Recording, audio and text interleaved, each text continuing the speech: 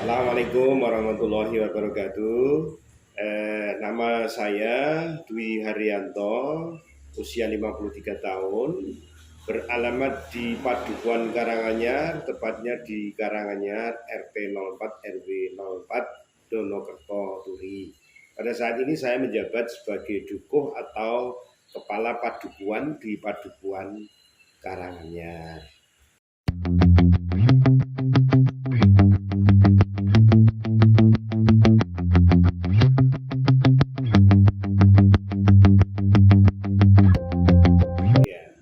Saya menjadi dukuh itu sejak Juli 2007. Jadi kalau sampai saat ini 2023 itu berarti sudah berapa itu? Jadi 10 16 tahun. Ya 16 tahun. 16 tahun. Artinya 16 tahun adalah waktu yang tidak sebentar tetapi juga belum lama sekali, karena sebagai dukuh pun juga harus sampai kapanpun tetap harus belajar itu.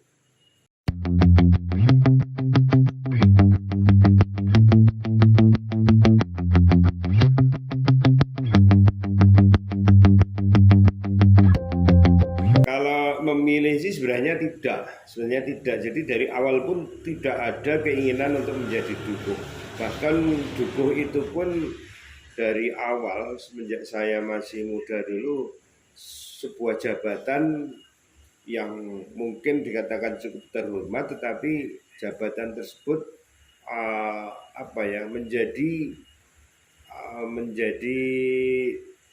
tumpuan masyarakat atau menjadi tangannya masyarakat, tangannya warga. Jadi saat itu saya pun sedikit pun tidak ada keinginan untuk menjadi dukuh, tapi justru dengan itu adalah sebuah keterpaksaan. Di situ saya harus banyak belajar untuk menyesuaikan diri.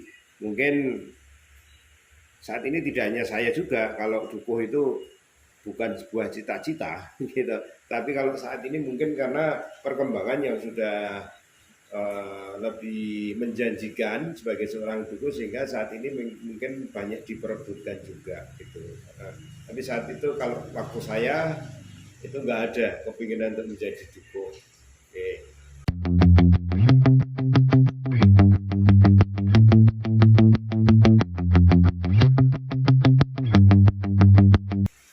Kalau dulu begini, jadi saya menjadi dukuh itu mestinya sudah tidak bisa dianggap sebagai muda lagi, karena saat itu saya sudah menikah. Saya menikah di usia 26 tahun, dan waktu itu saya juga sudah punya 2 anak.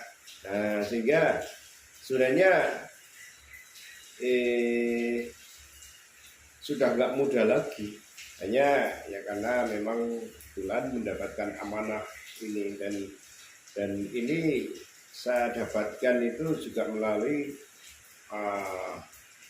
pemilihan yang tentunya bersaing dengan secara bersih dengan teman-teman yang juga mencalonkan diri. Artinya tidak hanya tes tertulis saja, tapi memang betul-betul ada pilihan dari warga gitu.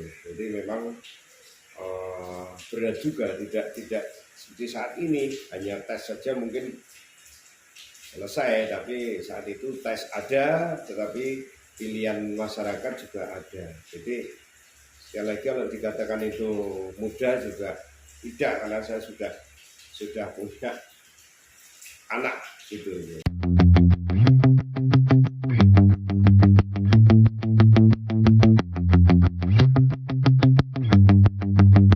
Jadi paling tidak menjadi kepala dukuh itu sebelumnya kita harus belajar. Kalau memang kita punya cita-cita untuk jadi kepala dukuh, belajar berorganisasi, belajar untuk terjun ke masyarakat, belajar untuk bagaimana menjalankan suatu pemerintahan berbawah ya.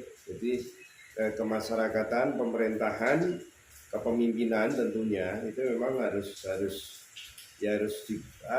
dipelajari, dan itu sangat diperlukan, sehingga nanti dari hasil belajar itu termasuk organisasi kita juga akan tahu, kita akan tahu. Kalau kendala yang terberat adalah bahwa kita memang harus bisa menyesuaikan, harus tahu bahwa karakter masyarakat itu seperti apa. Jadi kalau orang Jawa bilang sebagai duku itu harus bisa manjing ajur ajer, artinya sebagai pimpinan juga mungkin ada ketegasan gitu.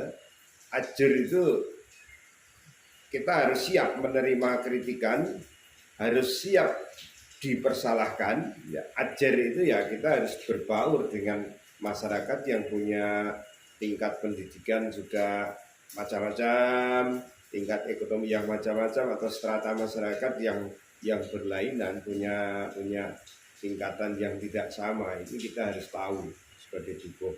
Misalnya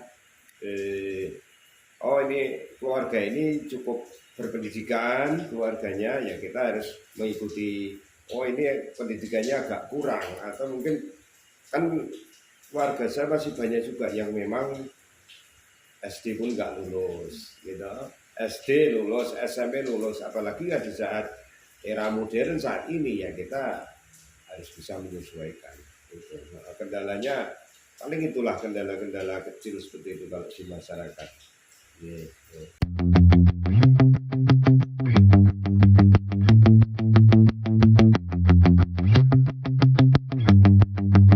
Ya harus kita harus punya satu niat untuk memimpin itu. Mestinya ya kita harus tahu, kita harus menyelami masyarakat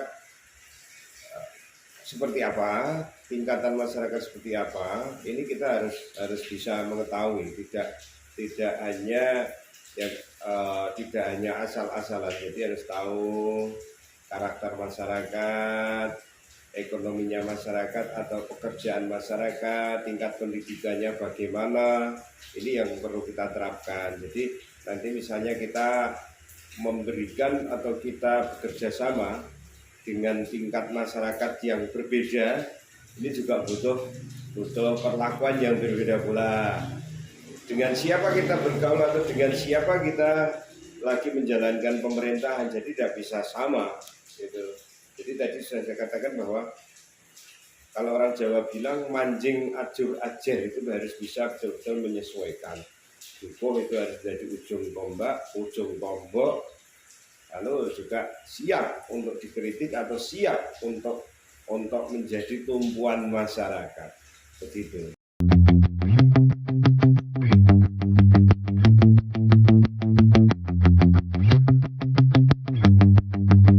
Menyikapi masalah yang terjadi di bawah, dalam artian masyarakat saya, gitu. Itu ya tentunya kita harus tahu masalahnya masalah apa, akar masalahnya di mana, bagaimana, terus tingkat pendidikan warga yang bermasalah itu seperti apa. Nah ini kita baru bisa menerapkan caranya bagaimana. Nah ini kita panggil permasalahan yang bermasalah itu satu persatu, lalu kita tanya masalahnya apa, kenapa, bagaimana bisa terjadi. Nah, nanti setelah kita mendapatkan jawaban dari pihak yang satunya, kita panggil yang pihak yang satunya lagi seperti apa. Nah, disinilah kita akhirnya nanti kita resume. Ya, kita resume, setelah kita resume kita konfrontir, kita hadirkan kedua belah pihak, baru situ kita cari solusi terbaik yang semuanya bisa menerima. Tentunya ya saling mengerti. Ketika itu masalahnya tidak terlalu berat. Kalau memang masalahnya sudah menyangkut hukum yang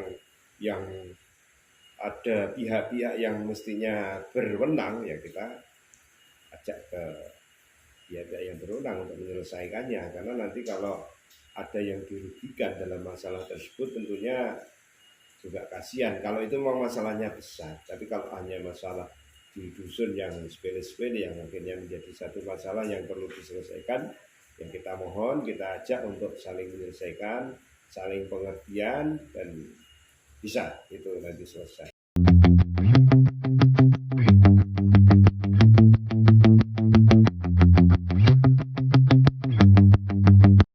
Jujur, pasti, gitu.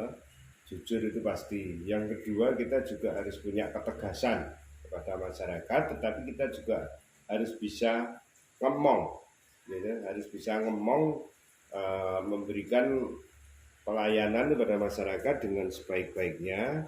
Terutama kita juga harus banyak juga mengalah, karena masyarakat itu sekali lagi tingkat pendidikan, lalu apa namanya, sosialnya juga berbeda. Nah, ini kita harus bisa menyelami, kita harus bisa menyesuaikan diri. Seperti yang saya katakan awal, prinsip manjing ajur ajar itu harus dipakai sebagai seorang pimpinan, biar nanti tahu posisi masyarakat seperti apa. Nah, ini walaupun itu ada ketegasan, tapi ketegasan tidak selalu digunakan, karena ketika ketegasan yang selalu dikedepankan itu seolah menjadi pimpinan yang diktator. Jadi kita juga banyak mengalah ketika masyarakat memang mempunyai keinginan tinggi untuk mempertahankan pendapatnya misalnya, walaupun kita juga akan melihat pendapatnya seperti apa. Nah, tetapi di situ juga kita bisa memberikan ketegasan pula ketika pendapatnya kok mungkin tidak sesuai dengan keinginan masyarakat secara umum. Itu. Ya.